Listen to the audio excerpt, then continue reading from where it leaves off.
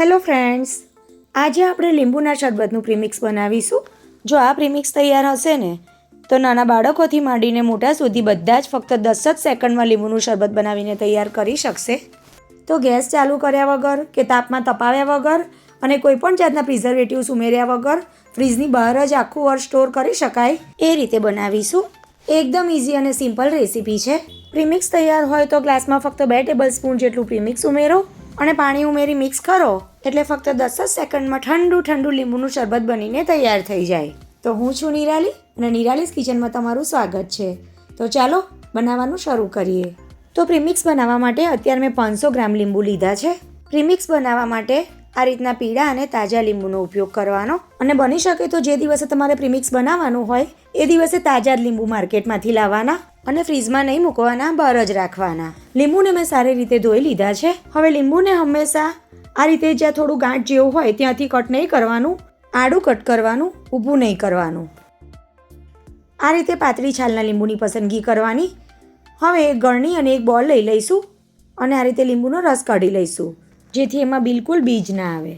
આમ તો આપણે સંચામાં લીંબુનો રસ કાઢીએ તો બીજ નથી આવતા, પણ જો બીજ નાના હોય તો ક્યારેક આવી પણ જાય, એટલે આપણે આ રીતે ગાળીને ઉપયોગમાં લઈશું. હવે સંચાથી બરાબર પ્રેસ કર્યા પછી પણ થોડો રસ રહી જતો હોય છે, એટલે સંચાથી પ્રેસ કર્યા પછી પણ આ રીતે હાથથી પ્રેસ કરીને રસ કાઢી લેવાનો.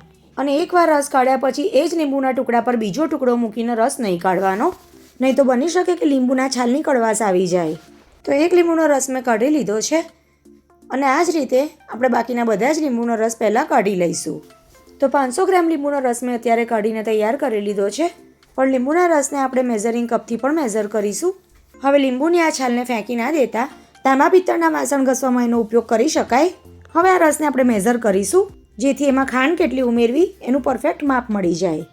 તો અત્યારે મેં 250 mlનો મેઝરિંગ કપ લીધો છે અને તમે જોઈ શકો છો આટલો રસ વધ્યો છે, પણ આપણે 1 કપનું માપ રાખીશું. મેઝરમેન્ટ માટે તમે ઘરમાં રહેલા કોઈ પણ કપ કે વાટકીનો ઉપયોગ કરી શકો છો. હવે આ રીતે એક મોટી થાળીમાં લીંબુનો રસ ઉમેરી દઈશું અને લીંબુના રસ કરતાં 3 ગણી આપણે એમાં ખાંડ ઉમેરવાની છે. તો 1 કપ લીંબુના રસ માટે આપણે 3 કપ ખાંડ ઉમેરીશું. તો આ રીતે લીંબુનો રસ થાળીમાં ઉમેરી અને ખાંડને આ રીતે ફરતી ઉમેરવાની છે. લીંબુના રસ સાથે ખાંડને બિલકુલ મિક્સ નથી કરવાની, ફક્ત આ રીતે ફરાવીને ઉમેરી લેવાની છે. તમે જોઈ શકો છો હું કઈ રીતે ઉમેરું છું. તો આ રીતે તમે એને ફેરવતા ઉમેરશો એટલે એકદમ સરસ બધી જગ્યાએ સેટ થઈ જશે અને ત્યાર પછી ચમચીથી આપણે એનું થોડું લેવલ કરી લેવાનું. ફરીથી કહું છું કે લીંબુનો રસ અને ખાંડ મિક્સ નથી કરવાનું, એઝ ઇટ ઇઝ જ રહેવા દેવાનું છે. અને આ રીતે લેવલ કર્યા પછી આપણે એને ઘરમાં જ રાખવાનું છે, તડકામાં બિલકુલ નથી મૂકવાનું. તડકામાં મૂકવાથી ખાંડ મેલ્ટ થવા માંડશે અને ખાંડને આપણે બિલકુલ મેલ્ટ નથી કરવાની. તો આ રીતે લેવલ કર્યા પછી આ થાળીને આપણે 3 થી 4 દિવસ સુધી પંખા નીચે ઘરમાં જ રહેવા દેવાની છે. આ રીતે જો તમે પ્રીમિક્સ બનાવશો ને તો એકદમ કુદરતી રીતે બનીને તૈયાર થશે, કોઈ પણ જાતના પ્રિઝર્વેટિવ્સ ઉમેર્યા વગર. હવે આ રીતે નીચે જ મૂકી રાખવાથી કીડી કે મંકોડા થવાનો ભય રહે છે. તો એવું ના થાય એના માટે તમારે પાણી ભરેલું એક વાસણ મૂકી દેવાનું અને એમાં આ રીતનું સ્ટેન્ડ મૂકી અને એના પર થાળી મૂકી દેવાની. આમ કરવાથી કીડી કે મંકોડા નહીં આવે. હવે 10 થી 12 કલાક થઈ ગયા પછી કાંટા ચમચીથી આપણે એની જગ્યા ફેરબદલ કરી લઈશું. આ રીતે જો તમે દિવસમાં એકવાર એને મિક્સ નહીં કરો ને તો એ જામી જશે અને સ્ટીકી થઈ જશે. એટલે 12 થી 15 કલાક પછી તમારે ખાંડ અને લીંબુના રસને આ રીતે થોડું ફેરવી લેવાનું જેથી એ થાળીની સાથે એકદમ સ્ટીક ના થઈ જાય. તો દિવસમાં એકવાર તમારે આ રીતે ઉપર નીચે કરી અને મિક્સ કરી લેવાનું અને ફરી પાછું ફેલાવી દેવાનું અને ઘરમાં જ રાખી મૂકવાનું છે. 4 થી 5 દિવસ થશે એટલે લીંબુનો રસ ખાંડ પર એકદમ સરસ કોટ થઈ જશે. આ પ્રીમિક્સ બનવામાં 4 થી 5 દિવસ જેટલો સમય લાગે છે, પણ તડકામાં બિલકુલ નહીં મૂકવાનું અને દિવસમાં એકવાર આ રીતે મિક્સ કરી અને ફરી પાછું સ્પ્રેડ કરી દેવાનું. તો આ રીતે 4 થી 5 દિવસ આપણે એને હજુ રહેવા દઈશું. તો 5 દિવસ સુધી મેં એને ઘરમાં જ રહેવા દીધું હતું અને મિશ્રણ વધારે હોવાથી સુકાતા વાર લાગે એટલે જલ્દી સુકાઈ જાય એના માટે મેં એને 2 થાળીમાં ડિવાઈડ કર્યું હતું. હવે બંને થાળીના મિશ્રણને આપણે ભેગું કરી લઈશું અને તમે જોઈ શકો છો ખાંડ આપણી એકદમ સરસ ડ્રાય થઈ ગઈ છે અને ખાંડે લીંબુના રસને પોતાની અંદર એકદમ સરસ એબ્ઝોર્વ કરી લીધો છે. તો હવે આપણે એમાં મીઠું ઉમેરીશું. મેં અત્યારે 1/4 ટીસ્પૂન જેટલું મીઠું ઉમેર્યું છે. તમારે જો ઉપવાસના ઉપયોગમાં લેવાનું હોય તો સિંધવ મીઠું ઉમેરવાનું અને મીઠું તમારે થોડું ધ્યાનથી ઉમેરવાનું, કારણ કે ઓછું પડશે તો તમે શરબત બનાવતી વખતે પણ ઉમેરી શકશો, પણ જો વધારે પડી જશે તો શરબત બનાવતી વખતે તમારે ખાંડ પણ ઉમેરવી પડશે અને લીંબુની ખટાશ ઓછી થઈ જશે. હવે બધું સરસ મિક્સ થઈ જાય ત્યાર પછી આ મિશ્રણને આપણે મિક્સર જારમાં ગ્રાઇન્ડ કરવાનું છે. તો એકદમ સરસ એ ગ્રાઇન્ડ થાય એના માટે આપણે આ રીતે 2 પાર્ટમાં ગ્રાઇન્ડ કરીશું. અને મિક્સરને તમારે કન્ટિન્યુઅસ નથી ચલાવવાનું, મિક્સરને ચાલુ બંધ કરીને ગ્રાઇન્ડ કરવાનું.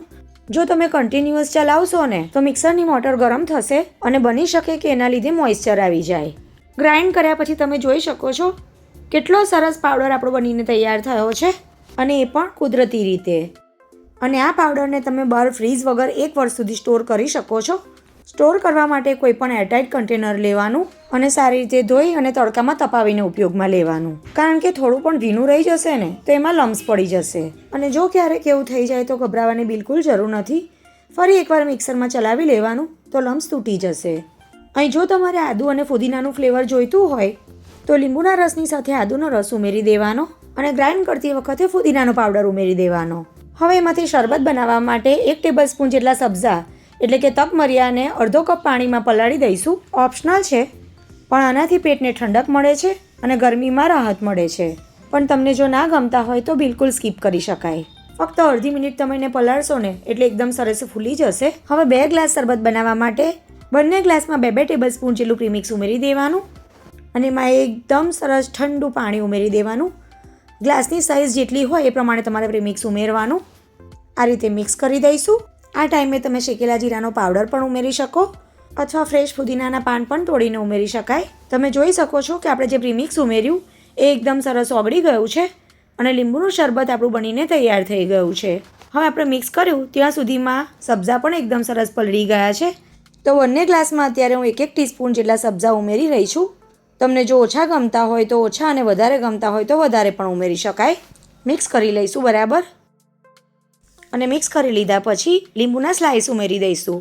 તો ફક્ત 10 જ સેકન્ડમાં ઠંડુ લીંબુનું શરબત બનીને તૈયાર થઈ ગયું. તો ગરમી માટે આ રીતે જો તમે પ્રીમિક્સ તૈયાર કરેલું હશે ને તો ફક્ત 10 જ સેકન્ડમાં નાનું બાળક પણ શરબત બનાવીને તૈયાર કરી દેશે.